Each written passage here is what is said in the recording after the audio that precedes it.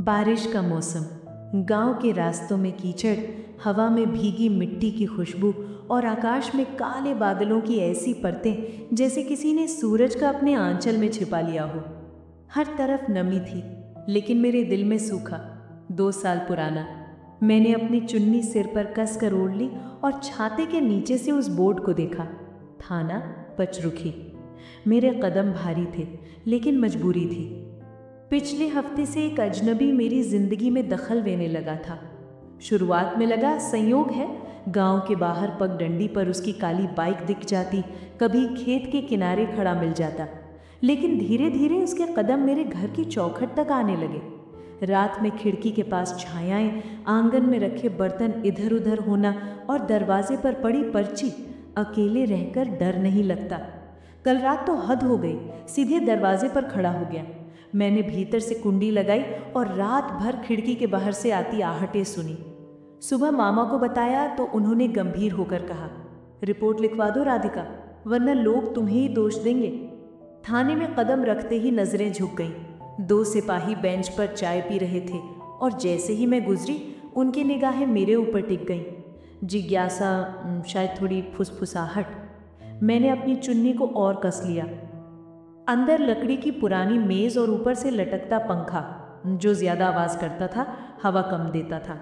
दीवार पर गांधी जी का टेढ़ा सा फोटो और नीचे फाइलों का ढेर। मेज के पीछे बैठा आदमी, गहरी भूरे रंग की वर्दी, चौड़ी छाती और आंखें जिनमें अजीब सी चमक थी, जैसे उनमें अधूरी कहानियां दबी हों।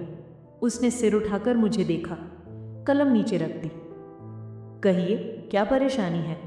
उसकी आवाज भारी थी, पर अजीब तरह से मुलायम भी। मैंने अपनी बात शुरू की। जी, मेरे घर के आसपास एक आदमी है, पीछा कर रहा है पिछले कई दिन से। मैंने पूरा किस्सा सुनाया, खिड़की, बाइक, पर्ची, सब। वो चुपचाप सुनता रहा, बीच बीच में बस हूँ कहकर सिर हिलाता। जब मैंने बात खत्म की तो उसने कुर्सी पर पीछे झुकते हुए मेरी आंखों में देखते हुए कहा, मुझसे शादी करोगी? मेरे लिए जैसे वक्त ठहर गया। क्या? उसके चेहरे पर हल्की सी मुस्कान थी, लेकिन आंखों में मजाक का नाम नहीं था। हाँ, शादी मुझसे। मैंने हाथ अपने आप चुन्नी को कसने लगे। आप मजाक कर रहे हैं? उसने सिर हिलाया। नहीं। कमरे में पंखे की आवाज और बाहर बारिश की बूंदों का शोर। मैं रिपोर्ट लिखवाने आई थी और यह आदमी जो थानेदार है मुझसे शादी का सवाल कर रहा है। अब देखिए, मुझे बस रिपोर्ट लिखवानी है, मैंने धीरे से कहा। उसने हाथ उठाकर मेरी बात रोक दी। रिपोर्ट लिखूंगा, लेकिन पहले तुम्हें मेरी एक कहानी सुननी होगी। उसने मेरी आंखों में देखा, गहरी ठहरी हुई नज़र से, जैसे मेरे भीतर की हर परत को खोलकर पढ़ लेना चाहता हो। बैठो, उसने सामने रखी कुर्सी की तरफ इशारा किया। मैं हिचकते हुई बैठ गई। क्या ज़रूरी है ये सब सुनना? मुझे बस। उसने मेरी बात काट दी। रिपोर्ट भी लिखी जाएगी, लेकिन पहले तुम्हें मेरी कहानी सुननी होगी। उसने मेज़ पर रखी घंटी दबाई। एक सिपाही आया। 2 चाय लाओ, उसने कहा, फिर मेरी तरफ देखकर जोड़ा, गरम मीठी। मैंने सोचा ये आदमी अजीब है, थाने में कोई अपनी कहानी सुनाने के लिए रुकाता है क्या? लेकिन उसके चेहरे पर ना सख्ती थी ना हंसी, बस एक अजीब सी थकान। 2 साल पहले मेरी भी शादी हुई थी, उसने धीमी आवाज में कहा। 7 महीने बाद कैंसर ने मुझसे उसे छीन लिया। मेरे दिल में कुछ कसक सा उठा। मैंने उसकी तरफ देखा। उसकी आंखें कहीं दूर अटक गई थीं, जैसे किसी धुंधले चेहरे को देख रही हो। तब से मैंने सीखा कि जिनके पास कोई नहीं होता, उनका डर और अकेलापन सबसे बड़ा अपराधी बन जाता है। वो मेरी तरफ झुका। तुम जिस हाल में आई हो, अकेली, थकी हुई, डर के साए में, मुझे तुम्हारे चेहरे पर वही डर दिख रहा है जो मैंने आईने में अपने चेहरे पर देखा था। मैंने धीरे से कहा, तो आप सोचते हैं शादी से सब ठीक हो जाएगा? उसने मुस्कुराकर कहा, कम से कम तुम्हारे आंगन में डर की जगह हंसी तो लौट आएगी और मुझे फिर से घर मिल जाएगा। मैंने सिर झुका लिया। वो रिपोर्ट लिखने लगा, लेकिन उसके लिखते लिखते मुझे लगा ये आदमी मुझे पढ़ चुका है। रिपोर्ट दर्ज हो गई। उसने 2 सिपाहियों को आदेश दिया, गांव जाओ, उस घर के आसपास नजर रखो। मुझे जाते जाते उसने कहा, आज रात डर लगे तो थाने का नंबर मिलाना या फिर सीधा मुझे बुला लेना। उस रात फिर वो आहटें आईं, खिड़की के पास सरसराहट, जैसे कोई पास आकर रुक गया हो। लेकिन इस बार दरवाजे के बाहर टॉर्च की रोशनी घूम रही थी। सुबह मामा ने बताया, थानेदार खुद रात में आया था चौकसी करने। अगले 3 दिन पीछा करने वाला नहीं दिखा। चौथे दिन थानेदार खुद गांव आया। मेरे आंगन में खड़े होकर बोला, डर खत्म हुआ? मैंने सिर हिलाया, थोड़ा।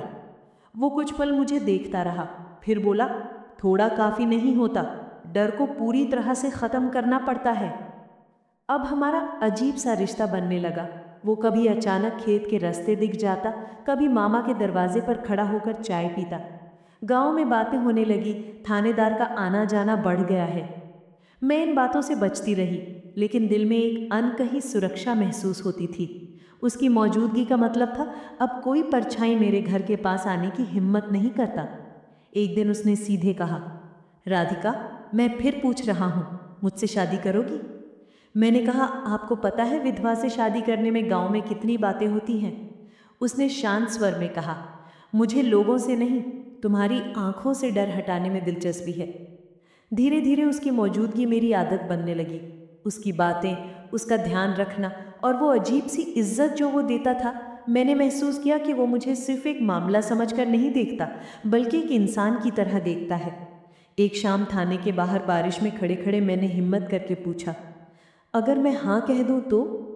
वो चुप रहा, फिर हल्की मुस्कान के साथ बोला, तो तुम्हारी हंसी लौट आएगी और मेरा घर बस जाएगा। हमारी शादी छोटे से मंदिर में हुई। गांव में कानाफूसियाँ हुई, लेकिन उसने परवाह नहीं की। उसने बस इतना कहा, जिन्हें बात करनी है करने दो। पहली रात उसने मेरे सामने दीपक रखा और धीमे से बोला, तुम्हारे जीवन में मैं मजबूरी बनकर नहीं, सुकून बनकर रहना चाहता हूँ।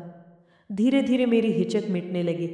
उसकी बाहों में बैठकर बारिश सुनना, उसके साथ चाय पीना और गांव में बेखौफ चलना सब बदल गया। वो पीछा करने वाला फिर कभी नहीं दिखा। थानेदार नहीं, अब मेरा पति मेरे लिए सिर्फ सुरक्षा नहीं बल्कि एक साथी था।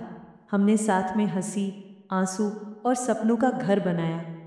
कभी कभी मैं सोचती हूँ, उस दिन अगर उसने वो अजीब सा सवाल नहीं किया होता, मुझसे शादी करोगी, तो शायद मैं आज भी डर और अकेलेपन के साए में होती।